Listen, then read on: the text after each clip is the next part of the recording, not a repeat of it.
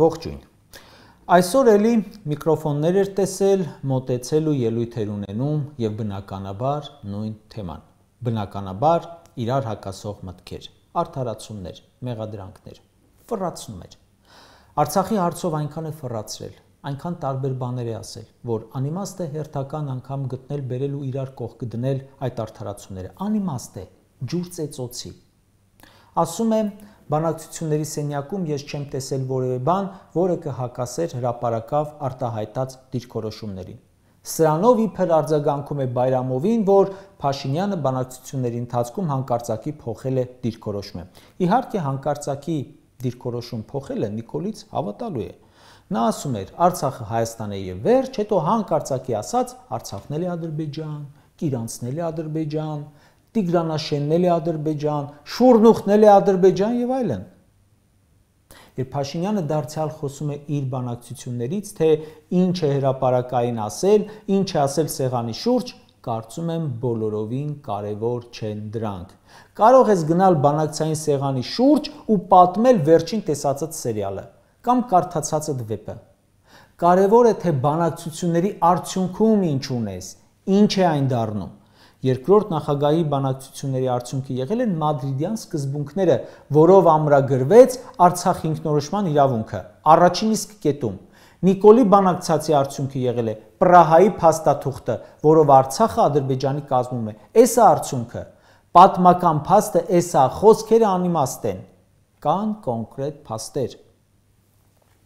2018 թվականին ստանձնել է պետության ղեկը։ Այսօր ներկայացնում էին կառավարման 8-րդ տարվա բյուջեի նախագիծը։ 7.5 տարի իշխանության են։ Վարչապետ դառնալու հաջորդ օրերին այցելել է Արցախի հանրապետություն, ասուլիս տվել։ Ու այդ օրից շատ-շատերը խելացիկ մարդիկ, վերլուծող մարդիկ ասում են, սա դավադրություն է, որի նպատակը Արցախի հանձնումն է։ 7.5 տարի կպնապացուցում է դավադրությունների առկայությունը։ 2018 թվական օգոստոսի 17 Հանրապետության հրապարակ Նիկոլի միտինգ ելույթ Ինձ ասում են թե եկել եմ Արցախը հանձնեմ տո հանձնողը դուք եք այսենց գոռացել է հանձնողը դուք եք մենք պահողն ենք սու 30 կործանիչ առնողն ենք բանակին կլուբնիկ մատակարարողն ենք Արցախի երկինքը փակողն ենք Սաղ հաշվի են նստելու մեր հեղափոխության հետ, Արցախի դրոշը մակում ենք տնկելու, այսենց ինչ ասես ասել է առանց լեզվի ու ուղեղի միջև փոխադարձ կապի, այս սաղ դուք եք ասել, մենք չենք ասել, ընդդիմությունը չի ասել։ Ու այդ լոպազանալուց հետո տապալել եք բանակցությունները, բերել սարքել եք պատերազմ, ձախողել եք պատերազմը, ստորագրել հանձնել եք, հանձնելուց հետո էլի զորքերը հետ եք քաշել ու էլի հանձնել եք բանավոր ու գրավոր պայմանավորվածություններով հանձնել եք, մայր ուղիներ եք տվել, թողել եք առանց կրակոցի մտնեն վերցնել, հանձնել եք 2020 թվականից ի վեր ամեն տարի։ Դրանից հետո ինչ եք ասել, Արցախը որևէ հնարավորություն չուներ Ադրբեջանի կազմում չլինելու, ով ասաց, ձեր այդ տեմպերով վաղը վախենամ ասեք, Սյունիքը չունի որևէ հնարավորություն Ադրբեջանի կազմում չլինելու կամ Գեղարքունիք է։ Եկար տեսար չես կարող պահել, հրաժարական տայիր ու գնայիր, հաճույք էր տալիս հող հանձնելը, ասեիր ես չեմ կարող պահել, գնում եմ, թե կարող եք եկեք պահեք, չէ ոնց կլինի, լրիվ ուրիշ բաներ էիր ասում, ու այդ ամենից հետո ում վրա եք մունատ գալիս։ Նիկոլ Փաշինյանի այսօրվա երեկվա ելույթներն ու քայլերը վերլուծման կարիք չունեն։ Նրա ասացներն ու արածները վերլուծում ենք 2018-ին, 2019-ին, 2020-ին, երբ Արցախի հանրապետությունը կար, ու վերլուծում ենք ինչ է ուզում անել մեր սիրուն, մեր մի քանի հազարամյա երկրի հետ, ուր է տանում։ Ինքս հա վերլուծել եմ, ու նրա քայլերից այս եզրահանգմանը եկել եմ, որ հանձնելու է։ Այդ թվում այս հաղորդման շրջանակներում բազմիցս ասել եմ 2020-ին համարյա ամեն օր ասել են այդ մասին բազմաթիվ քաղաքական գործիչներ, վերլուծաբաններ, կոնկրետ ասել ենք թե որ քայլերն են աղետի բերելու։ Հիմա էլ վերլուծելու կարիք չկա։ Ընդդիմությունը ինչ ասել է ճիշտ է դուրս եկել, ավելին ասեմ, Հայաստանում ոչ մի իշխանության ժամանակ ընդդիմության կանխատեսումները, ասածները, քննադատությունները, շեշտադրումները այդքան հիմնավոր, այդքան տեղին չեն եղել, այդքան ճիշտ չեն եղել, որքան այդ ձեր ժամանակ։ ու ոչ մի անգամ նրանց կանխատեսումները այդքան ճշգրտությամբ չեն իրականացել, որքան ձեր ժամանակ։ Լրագրող, խմբագիր, քաղաքական վերլուծաբան, քաղտեխնոլոգ, սաղի ասածներ իրականություն են դարձել։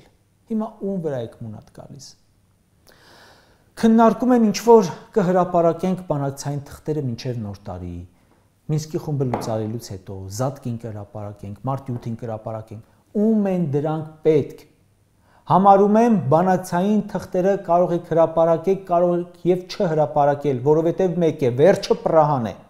Նիկոլը բանակցությունները սկսել է զրոյական կետից։ Մինչ այդ եղած ամբողջ բանակցային պատմությունը մի կողմ թողնելով, ավարտել է Պրահայով։ 2019 թվականի առաջարկը մերժել է, որի բովանդակությանը ծանոթ չլինելով անգամ վստահ ասում եմ, այսօրվա վիճակից բազմակի անգամ լավը կլիներ։ Բանակցային թղթերը այսօր արդեն անկարևոր են, որովհետև նա թղթերը շպրտել է մի կողմ ու ասել, սկսում ենք իմ զրոյական կետից, հետո ասել է Արցախը Հայաստան է եւ վերջ,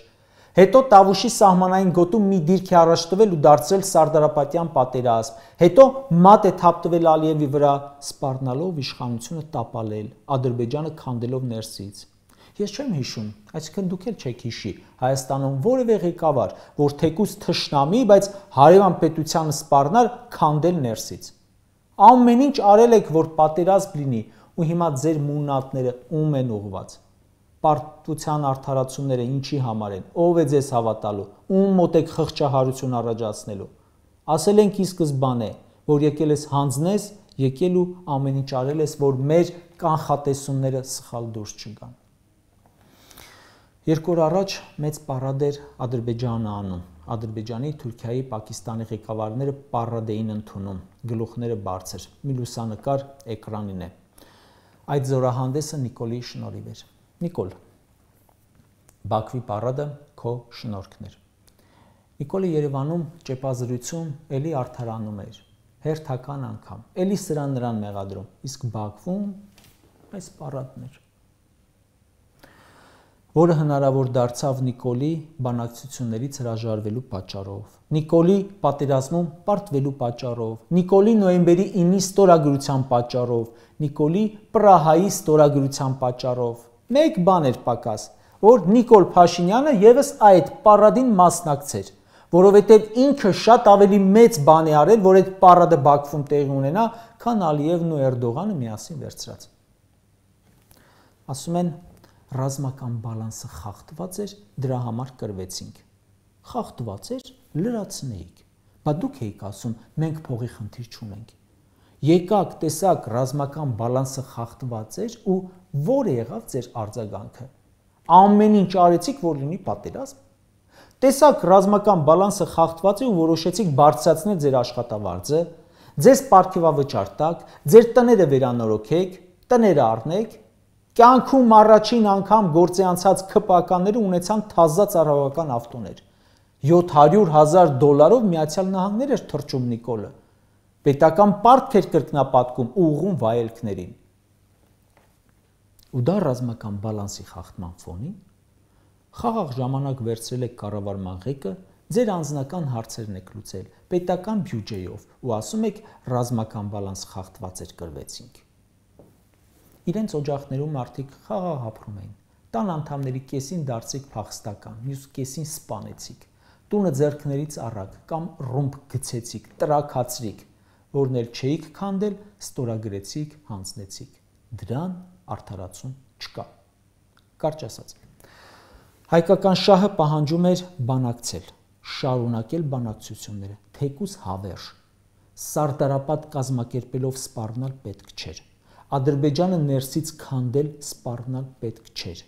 Մեզ համար ձեռնտու էին բանակցությունները։ Մենք մռութները ջարդել էինք, մեր ուզածը ստացել էինք պատերազմով։ Հերթը բանակցություններին էր, որով պետք էր մեր ռազմական հաջողությունները պահպանեինք։ Ինչքան էլ որ շարունակվեին այդ բանակցությունները։ Բանակցությունները Ադրբեջանին ձեռք չէին տալիս։ Նրան ձեռք էր տալիս բանակցությունը դադարեցնելը, ձախողելը։ Ինչը որ արեց Նիկոլ Փաշինյանը։ Ու հիմա հարց ունեմ։ Բանակցությունները դադարեցնելիս Նիկոլ Փաշինյանը ում կողմից էր հանդես գալիս՝ Հայաստանի թե Ադրբեջանի։ Ինչու այս ամենը եղավ։ Սխալ արեցիք, թե ներդրվել էիք ի սկզբանե։